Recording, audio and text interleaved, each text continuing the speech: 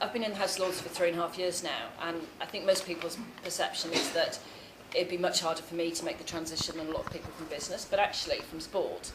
And actually that's just sort of transferred really well. You know, as a crossbencher, we don't have any support behind us, we don't have any staff. It's really funny when we get emails saying, could you please get a member of your staff to help, you know, part of it with the Lords is you're there as an individual. It's also the resilience in terms of, you know, sport was great, but nobody lived or died. Although I probably died in a few races, but that's another story. But, you know, now the stuff we're doing, it affects lots and lots of people. So, you know, when you lose a vote, or actually even sometimes when you win a vote and you know it's going to be overturned when it goes back to the Commons and you're going to lose anyway, it's that kind of resilience to keep going and not be afraid to keep trying.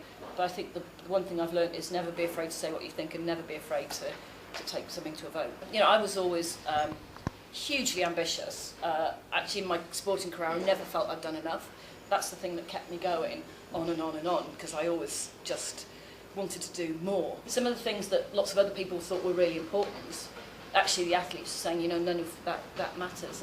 That you're doing it for the athletes, and if the athletes are kind of mostly happy and compete well, everything else takes care of itself. I had about 8.5 years of people stopping me in the street saying the game's going to be rubbish, and it's like, and we'll never build it, and the games makers will never turn up, and the weather will be rubbish. And I mean, I think it showed, you know, we can build stuff, we can make things happen. You know, that I think that's been great for everybody.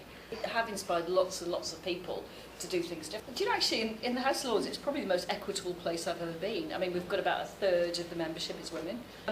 But actually, in terms of encouraging people, they want to beat you when you've been the best you can.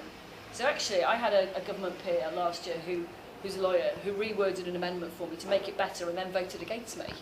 Now that wouldn't happen in the outside world. And so actually that's very empowering and kind of has given me a whole new sort of enthusiasm for trying to change stuff outside. I just now find it funny when you hear people say, oh, there's not enough good women in business, or there's not enough, you get a lot, there's not enough good women in sports.